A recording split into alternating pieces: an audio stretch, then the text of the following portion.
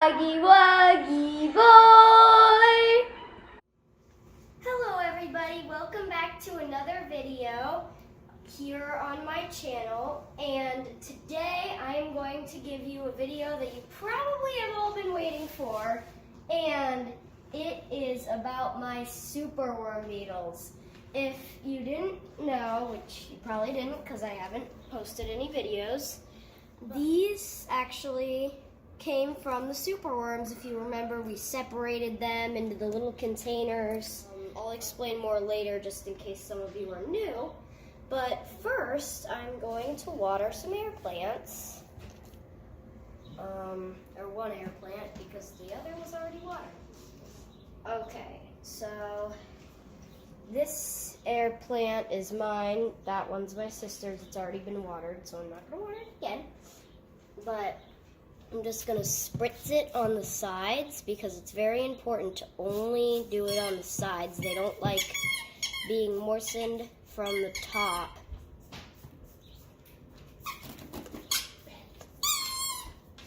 My dog is playing with her squeaker in the background.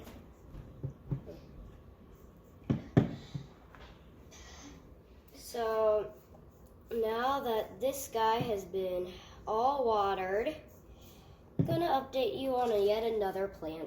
You're probably so mad at me right now.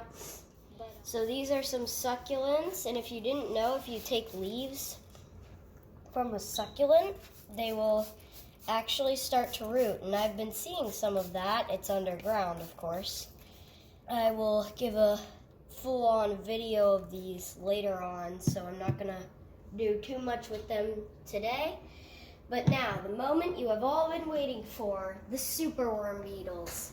So, as you probably know, these were raised from feeder superworms, and we separated them up in little containers without food or water, and they eventually turned into something called a pupa. And then they eventually hatched into beetles. I've had them for many months now and just have not posted in forever. Sorry about that. But these beetles are super cool. So I'm just gonna let you guys just get a little montage of them in their enclosure.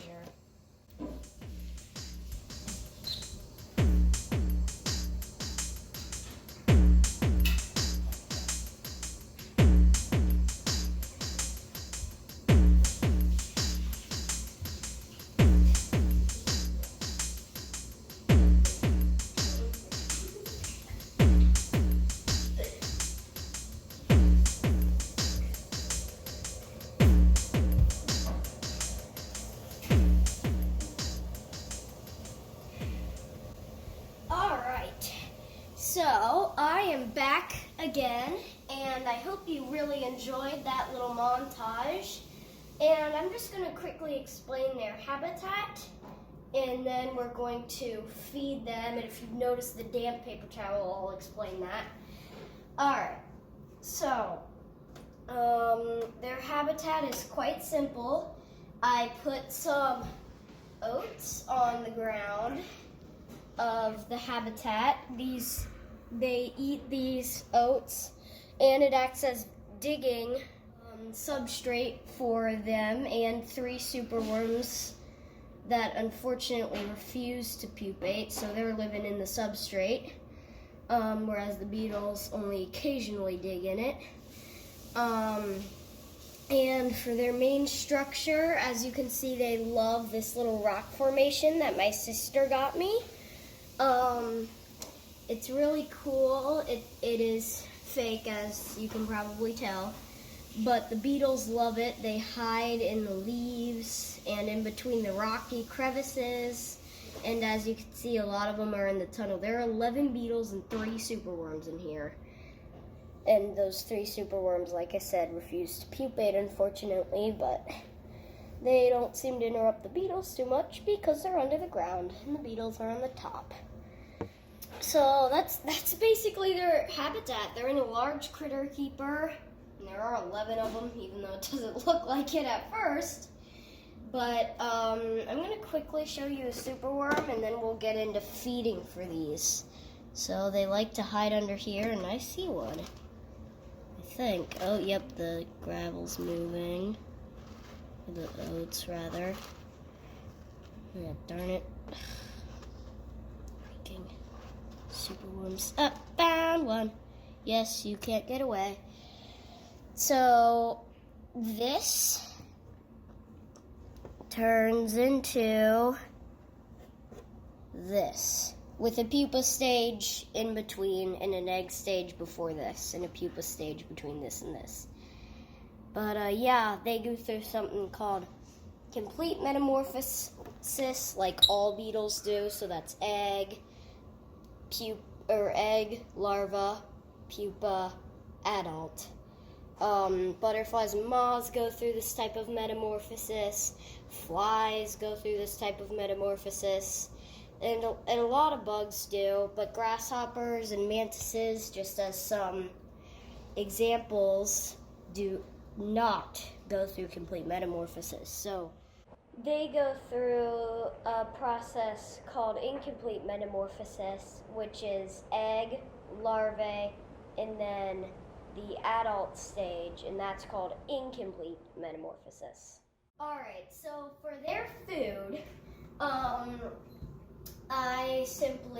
they eat the oats as their actual food, and then I put the carrot in there for moisture, and then I soak a paper towel because these are very much a water-loving species. They drink it a ton.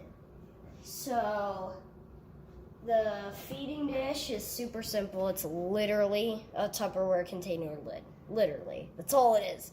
And then, so for their second moisture needs, I give them a carrot or a various other vegetable. They like lettuce the most. We don't always have lettuce in the house, though. Another food that they enjoy is carrot.